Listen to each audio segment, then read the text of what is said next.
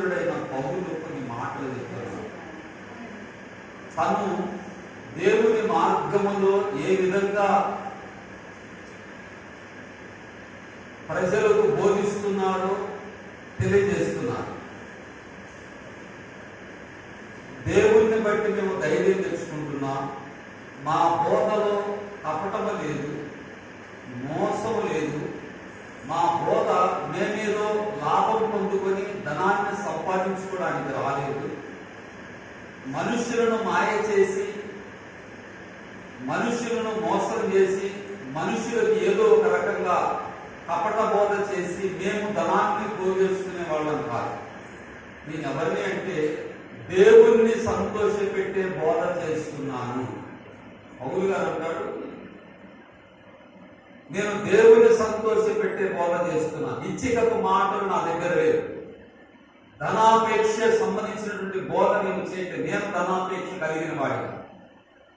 ఇంకా కింద అంటాడు, మేము క్రీస్తు యొక్క అపోస్తలులమై ఉన్నందున అధికారము చేయుటకు సమర్థులమై ఉన్నాను. మీ వలననే గాని ఇతరుల వలనే గాని మనుషుల వలన కలుగు ఘనతను మేము కోరుకోలేదు. మనుషుల ద్వారా మనుషుల మధ్యలో వచ్చే ఘనతను మేము కోరుకోలేదు. అయితే ఒక తల్లి తన పిల్లలకు ఏ విధంగా పాలించి పెంచుతుందో, ఆ పాలించే తల్లికి తన పిల్లల మీద ఎంత ప్రేమ ఉంటుందో అలాంటి ప్రేమ కలిగి మిమ్ములను యేసయ్య నిలబెట్టాలని నా బోధ. తర్వాత దేవుడు నన్ను చూస్తున్నాడు అనునిత్యము. దేవుడు నన్ను మెచ్చుకోవాలి, నా బోధన మెచ్చాలి. నా బోధను నన్ను దేవుడు మెచ్చుకొని నన్ను దేవుడు దీవించాలి అని పౌలు గారు సెలవిస్తున్నారు. హల్లెలూయా. ఈ రోజున విషయం ఏంటంటే మీ అందరికీ ఒక ప్రశ్న. ఈ రోజున దేవుడు సంతోషపడే బోధ ఈ రోజులు చేసినది ఇంకొంచెం ఎక్కువ గట్టి. దేవుడిని సంతోషపరిచే బోధ ఒకటి చేయాలని ఆశపడుతున్నాను. ఎంతమంది చేయండి పాస్టర్ గారు, మమ్మల్ని సంతోషపెట్టేదిగా కాకుండా కొంచెం మాకు కష్టమైన దేవుడిని సంతోషపరిచే బోధ ఏంటో చేయండి అన్న వాళ్ళు చేతులకి ఒకసారి మీ ఏమంటారు, మీ అనుమతిని కంటే చాలా మంది చెప్పరా, దేవుడిని సంతోషపెట్టద్దయ్యా, మమ్మల్ని సంతోషపెట్టారు చేతులు. దేవుడిని సంతోషపెట్టే బోధ చేయమన్నారు చేతులతో గట్టిగా హల్లెలూయా చెప్పండి. హల్లెలూయా. దేవుడిని సంతోషపెట్టే బోధ చిన్న మాట అందులో కపటమైనది ఉంది.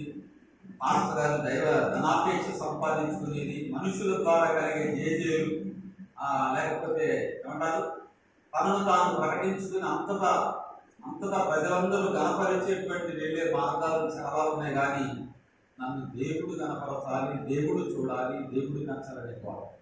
ఏంటి ఇంతగా బోధ? మీరే అనుమతించారు, కొంచెం చెబుతాను, కష్టమైనా. ఏం చెప్పండి ఏం చేయాలి? ఓర్చుకోవాలి. హల్లెలూయా. మేము జనవరి మాసం నుంచి బహు ఎక్కువగా దేవుని సన్నిధిలో ప్రార్థన చేస్తా ఉన్నాను. కన్నీళ్లు కారుస్తున్నాను, కొంచెం దుఃఖంలో ఉన్నాను. ఏడుస్తూ ఉంటే యేసుక్రీస్తు ప్రభు నాకు ఏదో ఓదార్చినట్లుగా కొన్ని మాటలు చెప్పాడు. ఎంతసేపటికి దేవుడు నాకు తలొక్కటి కనబడుతుంది కానీ కింద శరీరం నాకు కనబడలేదు. చెప్పండి, యేసు ప్రభుది తలకాయ ఒక్కట కనబడుతుంది కానీ మిగతా శరీరము కనబడట్లేదు. ఏంటి దీని అర్థం? యేసు తలకాయ ఒక్కటే కనబడుతుంది, శరీరం కనబడట్లేదు ఏంటి?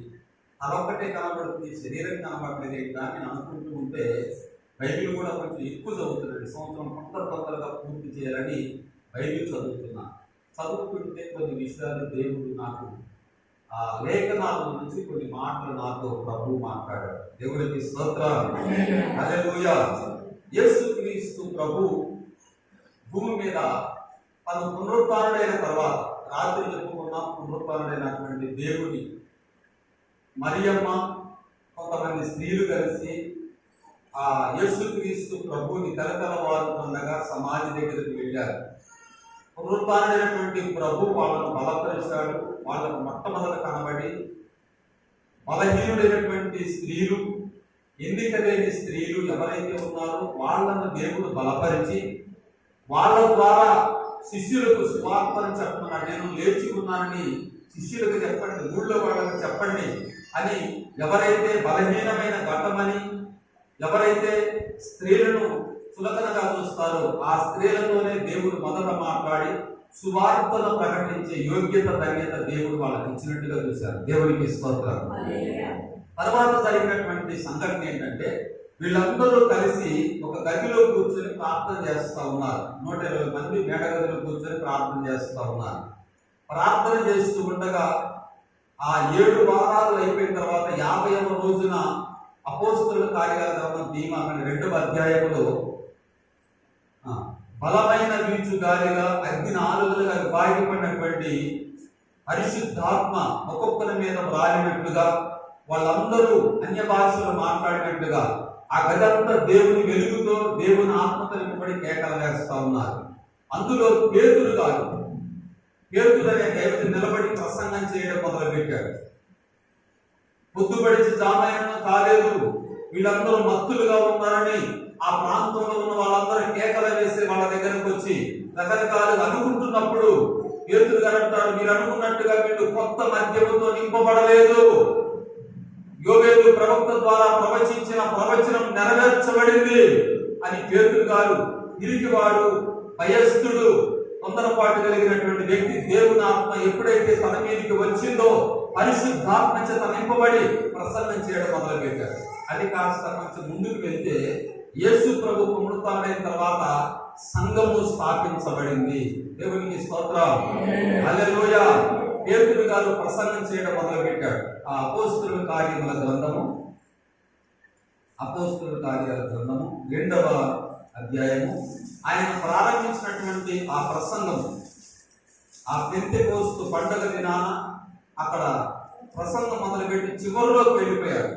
చివరిలోకి వెళ్ళిన తర్వాత 36వ వచనం, మీరు సిలువ వేసిన ఈ యేసునే దేవుడు ప్రభువుగాను క్రీస్తుగాను నియమించెను, ఇది ఇశ్రాయేలు వంశమంతా రూఢిగా తెలుసుకొనవలెనని చెప్పెను. మీరు సిలువ వేసినటువంటి యేసు క్రీస్తు ప్రభువే, ఈయనే దేవుడు, ఈ యేసే క్రీస్తు అయి ఉన్నాడు, ఈయనే అభిషిక్తుడు అని చెప్పి ఆ యేసయ్య గురించి నమ్మనటువంటి వాళ్ళకి గట్టిగా చెప్పాడు. లేఖనములలో చెప్పినటువంటి ఆయన మెస్సీగా వచ్చినటువంటి ఆయన, ఇదిగో జీవాధిపతి దేవుడు, ఈయన యేసుక్రీస్తు అందరికీ ప్రభువు అని ఆ పేతురు గారు ప్రకటన చేస్తా ఉంటే అక్కడ జరిగింది ఏంటంటే 37వ వచనం, వారు ఈ మాట విని హృదయములో నొచ్చుకొని నేనేమి చేతుమని అడిగారట. వాళ్ళు హృదయములో ఏమయ్యారు చెప్పండి? పొడవబడ్డారు వాక్యముతో. దేవుని మాట వారి హృదయములో స్థానం ఇచ్చి అవకాశం ఇచ్చినందువలన వాళ్ళందరూ ఏమయ్యారు చెప్పండి? దేవుని యొక్క వాక్యము చేత పొడవబడి వాళ్ళు, అయ్యా మేమేమి చేయాలి ఇప్పుడు? ఈ వాక్యం మా కన్నులు తెరిచింది, మా సృష్టికర్తను మా ప్రభువుని మేము నమ్ముకుంటాం, ఈ రోజు నుంచి ఆయన కోసం బ్రతుకుతాం, నువ్వేమి చేయాలి అని పేతురు గారు అడిగినప్పుడు పేతురు గారు అన్న మాట ఏంటంటే ఆ కింద 40వ వచనం, ఇక అనేక విధములైన మాటలతో సాక్ష్యమిచ్చి మూర్ఖులకు ఈ తరపు వారికి వేరై రక్షణ పొందుడని చెప్పారు. చాలు ఈ రోజు ప్రసంగం అని. పేతురు గారు ప్రసంగం ఇప్పుడు ఏమయ్యారంటే ప్రజలందరూ ఆ వాక్యము చేత పట్టబడ్డారు. మేమేమి చేయాలి అంటే రక్షణ పొందాలి. రక్షణ పొందినటువంటి మీరు ఏమవ్వాలి? మూర్ఖులకు ఈ తరముకు వేరై ఉండాలి, మునుపటి వలె ఉండకూడదు, వేరుగా జీవించాలి. మూర్ఖులు వీళ్ళు అంటే వంకర జనం అని అక్కడ కింద రాసింది పుట్టినట్టు. వంకర త్రోవలు, వంకర బ్రతుకులు వంకరగా ఉన్నాయి. వాళ్ళ మార్గం ఏంటో తెలియదు, వంకర వెంకరగా ఎటు వెళ్తారో తెలియదు. విశాలమైన మార్గంలో ప్రయాణం చేస్తున్నారు. పాతాళానికి పోయే మార్గం అది. వారు దేవుని ఎరుగక, దేవుని చిత్తాన్ని ఎరుగక తమకు ఇష్టమైన త్రోవలో వెళ్తున్నారు. కాబట్టి చీకటి దినములోనికి వారిని నడిపిస్తుంది. మీరు వారి నుంచి ఏమవ్వాలి? వేరు చేయబడాలి. దాని అర్థం ఏంటంటే ఎక్లీషియా అని హిబ్రూ పదం ఉంటుంది. ఎక్లీషియా అంటే వేరు చేయబడుతా. వేరు చేయబడి ఏమవ్వాలి? సంఘముగా ఉండాలి. లోకములో నుంచి వేరు చేయబడి, పాపంలో నుంచి వేరు చేయబడి, మూర్ఖులకు ఈ తరములో నుంచి నీవు వేరు చేయబడిన తర్వాత క్రీస్తుకు నీవు సంఘముగా మారాలి. క్రీస్తు సంఘములో మీరందరూ చేర్చబడి అందులో సభ్యులుగా ఉండి దేవుని శరీరముగా మార్చబడాలి. దేవునికి స్తోత్రం చెబుదామా? హల్లెలూయా. ఇప్పుడు వద్దాం. రక్షణ పొందినటువంటి వాళ్ళందరూ మనము దీవించబడాలి, ఆశీర్వదింపబడాలి, వర్ధిల్లాలి. లోకంలో ఉన్నటువంటి మనం చేసే పాడి పంటలైనా, మనం చేసే ఏ పనైనా దీవించబడాలి. లేకపోతే ఐగుప్తులో దేవుని ప్రజలు ఉండేటువంటి ప్రాంతం వేరే ఉంది, ప్రత్యేక. దాని పేరే ఉంటారంటే గోషేను ప్రాంతము అన్నారు. ఐగుప్తు అంతా ఒక రకం అయితే, ఇశ్రాయేలు ప్రజలు మాత్రం ప్రత్యేకంగా గోషేను ప్రాంతంలో ఉన్నారు. దేవుడు అద్భుతమైనటువంటి కార్యం ఏంటంటే వడగళ్ళు కురిపించాడు ఐగుప్తులో. కానీ అంతటా వడగళ్ళు కురిశాయి, కానీ ఐగుప్తులో ఉన్నటువంటి గోషేను ప్రాంతంలో మాత్రం వడగళ్ళు కురవలేదండి. ఎంత గొప్ప అద్భుతం! ఎందుకు? దేవుడు ప్రత్యేకపరిచాడు, వేరు చేశాడు వాళ్ళని ఐగుప్తుల నుంచి. ఐగుప్తులోనే ఉన్నారు, కానీ ఐగుప్తుల నుంచి వేరు చేసి గోషేను ప్రాంతంలో పెట్టాడు. వాళ్ళు గోషేను ప్రాంతంలో ఉన్న ప్రజలారా, దేవుడు నమ్మిన ప్రజలారా, ఈ రాత్రి మరణము మన ఐగుప్తు దేశంలో సంచారం చేయబోతా ఉంది. మీ అందరి ఇళ్లలో ఒక నిర్దోషమైన గొర్రె పిల్ల, దాని రక్తమును తీసుకుని ద్వారబంధపు కమ్ములకు యాజకుడు రాస్తాడు. అయి విలువ కమ్మి అడ్డకమ్ములకు రాస్తాడు. ఏ ఇంటి ద్వారబంధములకైతే గొర్రె పిల్ల రక్తము ఉండదో ఆ ఇంట్లోకి ఎవరు ప్రవేశిస్తారు? మరణం ప్రవేశిస్తుంది. జాగ్రత్త, వేరే ఉండాలి. నీ ఇంటికి గుర్తుండాలి, నువ్వు వేరుగా జీవించాలి. వేరేటువంటి నీకు గుర్తేంటి? గొర్రెపిల్ల రక్తం అని ఇంటికి ఉండాలి.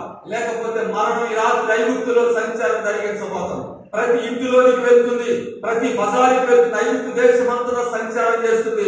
ప్రతి తొలిచూరు పుట్టిన గొడ్డే గాని, గొర్రె గాని, మేకే గాని, పక్షులే గాని, మనుషులే గాని, జ్యేష్ఠ సంతానం అంతా, ఆడపిల్లలు గాని మగపిల్లలు గాని, మొదట పుట్టిన వాళ్ళందరూ చనిపోబోతున్నారు.